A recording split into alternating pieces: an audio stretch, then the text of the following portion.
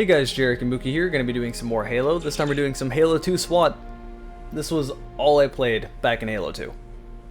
Yeah, Halo 2, like the first ever games I had in Halo 2 were standard Slayer, but then I started playing SWAT and I found myself picking it up pretty fast. And then going back to regular Slayer, I was like, why am I so bad? Something about Halo 2 just kind of... With SWAT, it just kind of worked. Yes. Like... And I can't describe why, or... It just happens. Something about it just really works with my line of logic. I'm so used to everyone dying quickly, and having to be more cautious. Like, I know how to be cautious yet aggressive at the same time. Mm-hmm. I should probably stop even trying to explain. Like, it just works with my mind. You traded with that guy. That's interesting. I don't think original Halo 2 had trades. I have traded with a lot of people, and I definitely don't remind that. I don't remember that happening, but it's happening. I'm kind of okay with it. Because the alternative is what? You see your shots land on somebody, but you don't get the kill? Yeah, I much prefer getting a trade due to latency compared to, you know, feeling like you should have killed that person, but in all reality, he has a better ping than you do. Yeah, I mean, anything to eliminate, like, host advantage or connection advantage or anything like that. Because people tamper with networks. So I was doing pretty good this game. Like I said before, SWAT is kind of my thing. It's all I played back in Halo 2. I feel pretty godly in Halo 2 when it comes to SWAT. Like, I really do. But then when it comes to core Halo 2, I don't really feel like good at the game. Like, I feel at best maybe a little bit above mediocre. Halo 2 is tough. Like, honestly, out of all of the Halo games, I would say Halo 2 is probably the... I don't want to say toughest, because Halo 1 obviously has a huge skill gap. But it's the least natural, I'll say that much. Yes, yes. Something about it just feels really awkward. And I don't know why, but it just doesn't work with me. One of the first Xbox Live games ever, so... Well, I mean, it did kind of popularize Xbox Live. Yeah, for whatever reason. And the melee in Halo 2 is picky. Very, very picky. It still seems like if you lunge at someone and you're not directly aiming at them, if it would have missed, it misses anyway, despite you got that lunge. Even if you get the lunge, it doesn't guarantee it's going to hit. I know they did fix that in later Halo games, but the lunge was also a lot shorter in later Halo games. So it's hard to say. Like,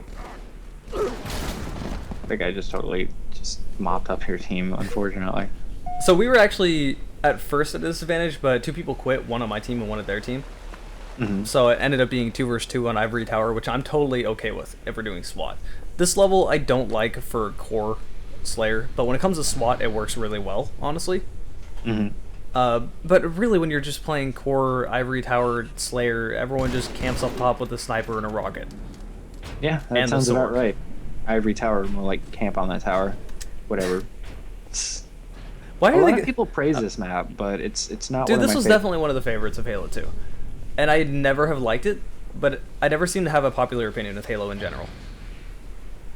I was all right with this map, but it wasn't my favorite. Like, Lockout was definitely my favorite. Turf is actually, I'd say Turf is probably number 1. Lockout number 2. Turf is definitely my favorite because there's so many ways to get around on that map, and it's a much more vertical map than you think. Like, it's deceivingly vertical. There's so many things to jump onto and so many buildings to get on top of that you don't even notice at first. See, I never really play the defensive, try to out BR someone from across the map style of play. Like, that's not what I do. Typically, I'm gonna try to go around the map and get behind the whole enemy team, which core Halo is not going to really end well. Because of radar? That and the fact that people have so much health that it's just sort of... you can kill 1 or 2, and then the other ones are just going to kill you. Yeah, of course. So you really got to roll with a team if you're trying to flank. But then are you really flanking? Exactly. Like, they're going to pick up on something. Like I said, I talk a lot about logic when it comes to it, and that's a lot of the reason Halo doesn't...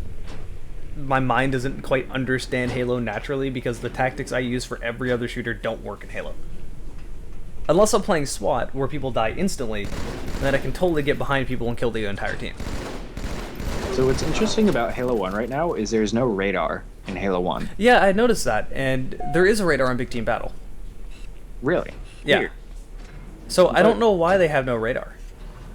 It's weird, but I'm okay with it because honestly, I feel like no radar in Halo 1 is the only way to go. Yeah, I'm honestly more indifferent about that than anything because that pistol can kill people from outside the radar range anyway. Of course. So, I don't know. Maybe I'm just so good at Halo 1 that it doesn't really matter. Like, even if there were a radar, like, people are so thrown off by it because in Halo 1, the radar range was gigantic. And it's a lot harder to read than the radars in later games where they showed you, like, elevation and all of this other stuff, and it was fairly close range, so you knew they were nearby. That is Halo the one 1 thing I radar definitely was- really miss from the later Halo games is them telling me what floor they were on.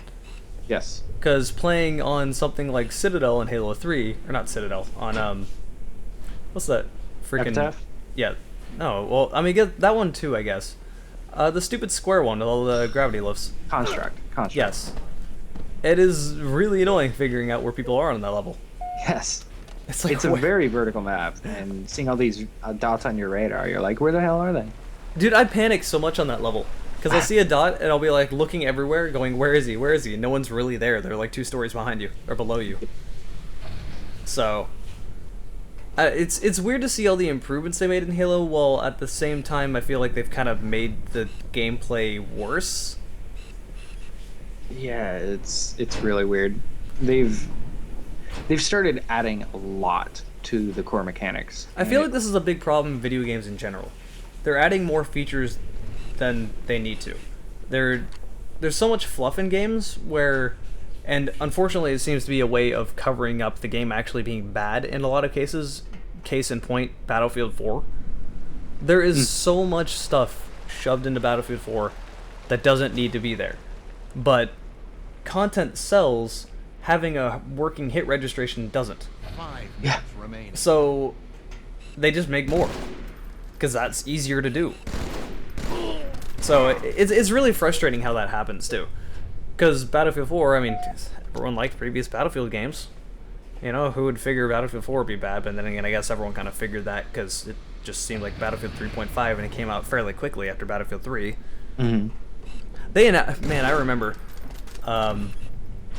What game was it? I don't remember what game it was, but it came out with Battlefield 4 beta.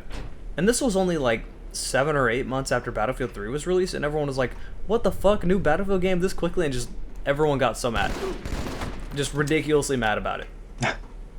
I'm not sure. It wasn't that Star Wars game, was it? I don't remember what game it was. All I remember is they were talking about Battlefield data. And that explosive kill. His body was just gone. Environmentalist. Dude, I love getting those kills. There is nothing more satisfying than getting those. Of course. Those are some retro kills too. Like Doom had the explosive barrels. And My problem with shooters that generally have environmentals is that I don't notice them until I've already killed everything in the area. yeah. Especially Crysis. Crysis has so many things on the map where you can kill them using the map and you don't notice them until after. See, I think the thing is like in older games they had to make them stand out more because they only had so many graphics they could work with. Whereas They had so many graphics. yes, they had so many polygons or whatever. You know what I'm trying to say? They needed to add more graphic. They needed to add another graphic card. Yeah, they had to have more NVIDIA. But but the graphical fidelity of games has increased so much that there's so much on the screen going on at once.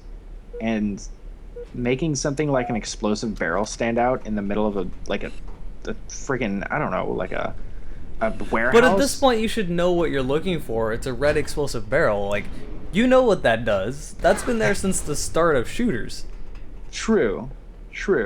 It's normally just that's not what you're focused on. Typically, I find the games where this happens is that they're games that don't really give me time to think about what happens. I just kind of just get thrown into the battle, and then I notice it afterward when I finally do have time to sit back and see what happened. Of course. And SWAT, it's going back to what we're actually talking about here. People are bad at SWAT. Like, I've noticed this.